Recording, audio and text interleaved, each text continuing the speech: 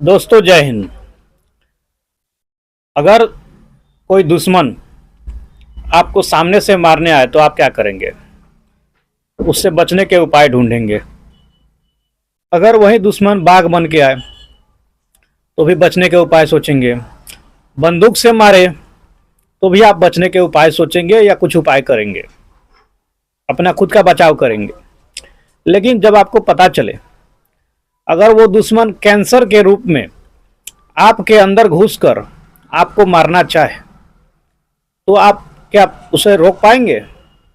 कभी नहीं, क्योंकि वो धीरे धीरे आपको अंदर ही अंदर इतना खोखला कर चुका होगा, आपको ख़त्म कर चुका होगा कि जब तक आपको पता चलेगा तब तक डॉक्टर ये कहेंगे कि अब आखिरी टाइम चल रहा है, अब आप नहीं बच सकते हैं।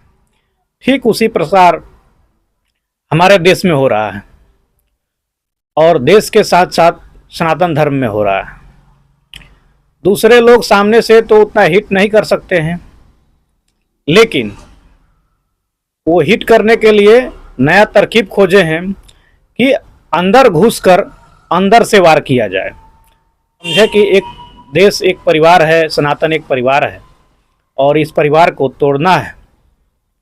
तो किसी भी घर को तोड़ने के लिए सबसे पहले लोग क्या करते हैं, उस घर के किसी मेंबर को अपने जाल में फंसाते हैं, उसका विश्वास जीतते हैं और उसको अपने आप को उसका हितैषी बताते हैं, जिससे उस आदमी को उस पर भरोसा होने लगता है।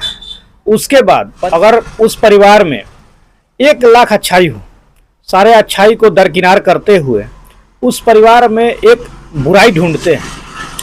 इस दुनिया में हर इंसान में कुछ खूबी होती है तो कुछ गलतियां भी होती है, ये हम मान सकते हैं।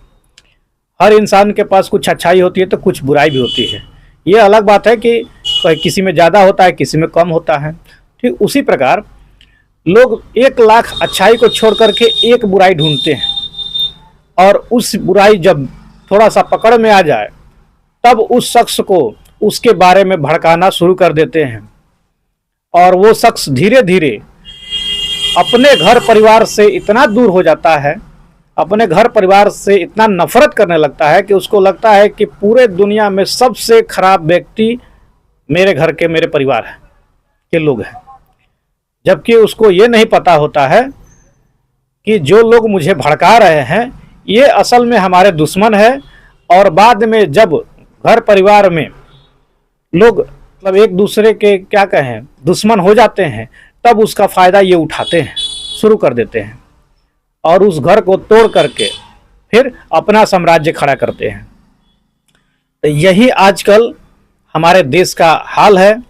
देश में देश के दुश्मनों से, बाहरी दुश्मनों से खतरा कम है, अंदर के कुछ गद्दारों से ज़्यादा है जो कि खुद का ब्रेन वॉश कर चुके हैं और ब्रेन वॉश करने के बाद उनको खुद के बारे में समझ में नहीं आ रहा है कि हम क्या कर रहे हैं।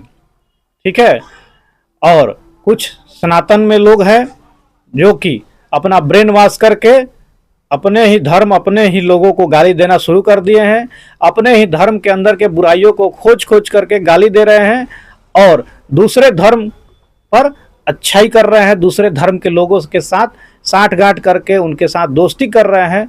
धीरे धीरे वो लोग भी उसी धर्म में कन्वर्ट हो जाएंगे, ये मेरा गारंटी है। कुछ दिन में देख लीजिएगा कि वो लोग, उनका असली रूप सामने आ जाएगा। पहले वो शुरुआत इस तरह करते हैं कि जैसे लगेगा कि हमारे घर का ही लोग कुछ गलती पर विरोध कर रहा है, लेकिन धीरे धीरे करने के बाद समझ में आएगा कि ये गलती का विरोध नहीं कर रहा था, बल्कि पूरे परिवार को दूसरे धर्म में कन्वर्ट करने के लिए ये एक प्रयास कर रहा था, ब्रेन वॉश कर रहा था। जय हिंद, जय श्री राम। अगर अच्छा लगे आप लोगों को तो ज़्यादा से ज़्यादा लोगों तक शेयर कीजिए। सभी लोग सावधान हो जाइए, क्योंकि प्लान बेस पर इंडिया में ये काम चल रहा है। सब लोग सतर्क हो जाइए और जो लोग इस तरह के मानसिक बीमारी से परेशान है, एक बार खुद से जरूर गहन सोच कीजिएगा कि कहीं दूसरे के कही हुई गलत बातों में आकर हम अपना कुछ नुकसान तो नहीं कर रहे हैं, हम अपने धर्म के साथ खिलवाड़ तो नहीं कर रहे हैं। बहुत बहुत धन्यवाद। जय हिंद, जय श्री राम।